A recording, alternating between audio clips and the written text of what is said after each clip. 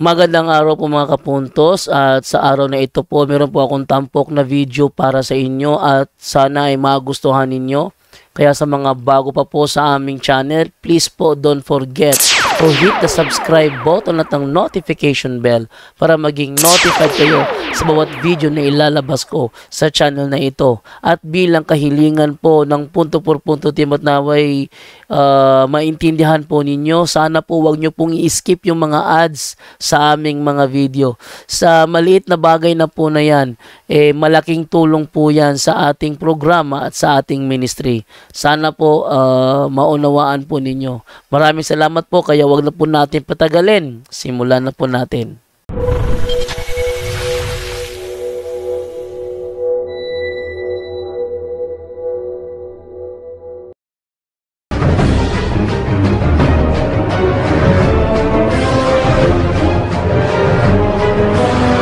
Lorenzo Beredo Bonda at sa mga Katoliko po dyan na hanggang ngayon nagre-research pa rin kung ano ang tunay na relihiyon na sinimulan at founded by our Lord Jesus Christ. Pakitandaan po na karamihan ng sulpot o ibang sekta hindi naniniwala sa mga Santo Papa at sa Papa.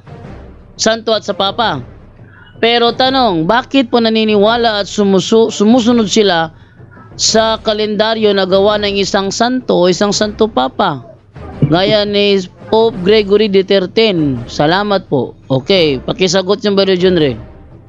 Ano yung tanong bro? Di ko na masyado narinig bro. Bakit daw kung malaki ang pagtutol ng mga sulpot sa santo at saka sa papa, Santo Papa, bakit nila sinusunod ang kalendaryo na gawa ng isang Santo Papa gaya ni Pope Gregory XIII? No, yan ang tinatawag na argumentum contra factum non valid, no? An argument which is contrary to the fact cannot be accepted. Argumento nila, wag maniwala sa Santo Papa, wag maniwala sa mga papa natin. Pero ano man ang pahintulot ng papa dito, tinanggap din nila. So argumentum contra factum non valid. Kung sabaga, parang ginigisa nila ang kanilang sarili sa sarili nilang mantika. Yan yung ba, tanong din sa akin yan nung nakaraan ang first yung debate ko na ba't daw tayo naniniwala sa Trinity, hindi naman yan nakasulat sa Biblia, gawa-gawa lang daw yan ng mga pagano. O kaya ang sabi ko sa kanya na the term exists because of reality and the reality exists because of the term, no? Na ang termino hindi po dahil may termino kaya may isang bagay.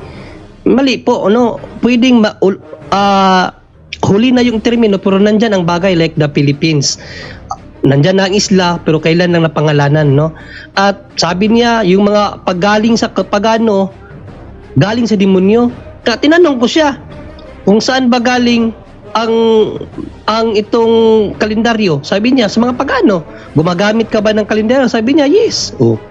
So, argumentum contra factum non valid, no? Di porket pagano yan, hindi mo natatanggapin. Kapag Christianize yan, pwede mo yang tanggapin. At yun na nga, sa tanong kung bakit yung Santo Papa ay bakit tumatanggap ng mga ganon sa Santo Papa, lalong-lalo na sa kalendaryo. So yun na nga masagot natin, no? Hindi nila kayang panindigan ang sarili nilang argumento. Kung ayaw talaga nila sa aral ng Papa, bakit nila tinanggap ang kalendaryo? Yun lang, Bro Jando.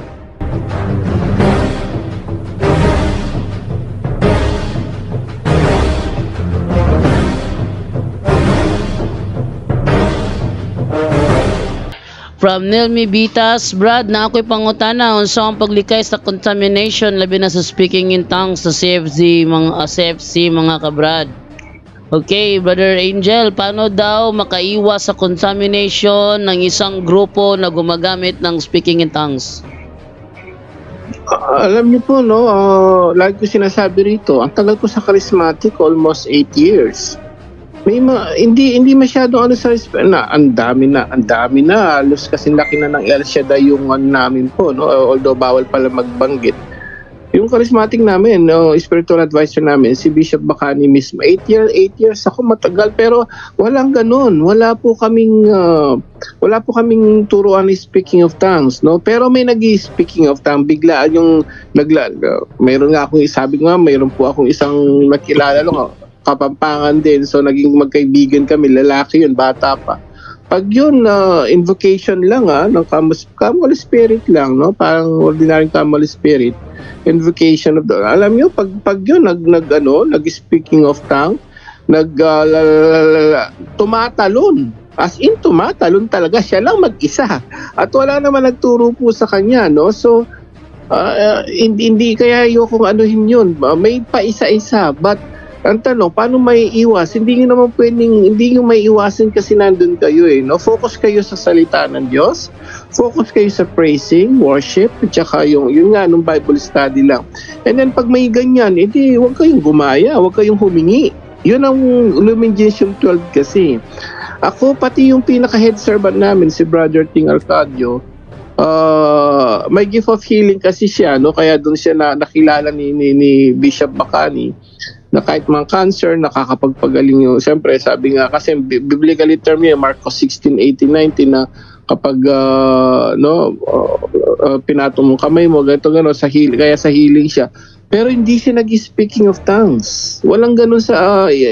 Ngayon, may mga paisa-isa, pa-iba, kahit minsan maabot ng 10, 20,000, linggo-linggo, ang dami. 1,000 talaga po, no? Yung mga sa ganyan, parang doon sa malaking dyan sa mga malalaking charismatic community. Hindi mo may iwasan yan, mga kapatid, no? Kasi ang kasi dyan, tanggap na simbahan yan. Magmula 1962, so maraming mga pope, 4 na pope ang tumanggap dyan. Ang problema diyan, bakit paano ka makakaiwas? Iwas ka kasi hangga't maaari, wag mong hingin na magkaroon ka ng gift of tongue. Kasi hindi mo naman unang-una yung gift of tongue, tama naman sinasabi ng mga exorcist priest natin, tsaka ni Bro Jando. Ang gift of tongue sa Biblia kasi yung marunong, yung talagang salita. It's a language, no? So kapag iba na yan, babbling na nga yan, mayroon kami actually hindi naman gano'n, napakaraming tao pero hindi lahat nag-speaking. Kapag may nag-speaking of tongues, siya lang yun. Pero wag mong hingin, kapatid, no? Wag nating hilingin yon. Kahit si Father Darwin, nag-invite siya dyan. Yung sa Bible, rally niya. Mga charismatic, bakit niya in-invite? In-invite niya yun para worship, singing and worship lang. Pero kapag may nakikita si Father Darwin, sabi nga niya, marami akong kaibigang mga charismatic, sabi niya, pero tinuturuan niya yung mga proper turo na simbahan. Yung speaking of tongue, hindi nila inaano. So, paano makaiwas? Hindi ka naman makakaiwas dyan Di wag kang humingi para hindi ka magkaroon kasi mga nag-speaking of tongue, sabi ng mga exorcist priest, yun ang ginagamit minsan or madalas ng mga fallen angels. Sinasamantala yan. Bigyan mo ko ng kapangyarihang mag-speaking of tongues. Ayun na. Pag pinasukan na ng bad spirit yan, ng fallen angel, sasabihan pa, bigla sasanib na daw si Santo Niño, iba na yon. So, paano makakaiwas? Hindi ka makakaiwas dyan kung nandiyan ka rin. Okay lang naman yan. Kaya lang, wag mong sundan, wag kang humingi. Ayun, hindi ka magkakaroon yung kapatid. At least hindi ka na ng fallen angels. Basta praise and worship lang. Lakasan mo yung espiritu mo, mapuspos ka ng banal na espiritu lang. Puspos lang hindi sasaniban. So, malakas ang espiritu mo, marami ka nalaman sa Catholic teachings sa Bible, hanggang doon lang. Huwag ka lang humingi ng extraordinary gift. Yun po yung bawal. Hindi ka makakaiwas kasi nandyan na yung iba dyan nagaganyan, ayaw na matatngosgan. Huwag kang humingi, makakaiwas ka, kapatid. Yun po, kapatid.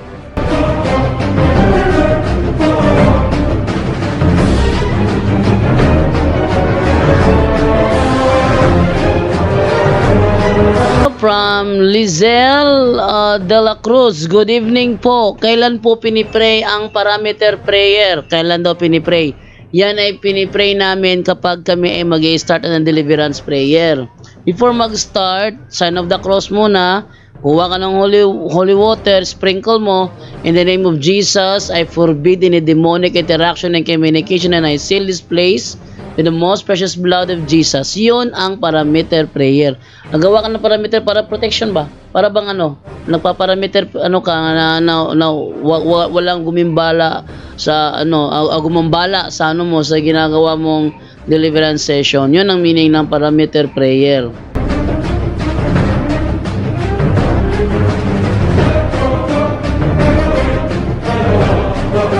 Okay, Dante Bulay, Bro John, totoo ba si Santa Claus at si Santa Claus at Saint Nicholas ay iisa? Salamat, Bro John Do. Yung Santa Claus na nakikita ninyo sa TV na nakatira doon sa North Pole, yun ay cartoon character. Coca-Cola. Oh, yun ay isa lamang cartoon character na meron akong nabasa sa dati sa isang magazine. Yan ay isa lamang cartoon character, yung merong mga duwende na tagagawa ng mga laruan. Yan isa lamang cartoon character. Ang pinagkuhanan ng karakter ni Santa Claus na namimigay ng regalo, yung ating santo na si Saint Nicholas. Siya yung real Santa Claus in real life, pero hindi siya yung Santa Claus na malaking tiyan na makasakay sa flying sleigh ride, no? Hindi yung ganun. Hindi yung ganun. Pero si Saint Nicholas, ang real life Santa Claus na ginawan lang ng para bang exaggeration ang ginawa ng mga tagagawa ng cartoons, Rudolph the Red-Nosed Reindeer. Parang ganun lang yun. So hindi si Saint Nicholas yung animation mismo. Kundi yung animation, yung pamimigay ng regalo sa mga bata, hinango yun kay Saint Nicholas.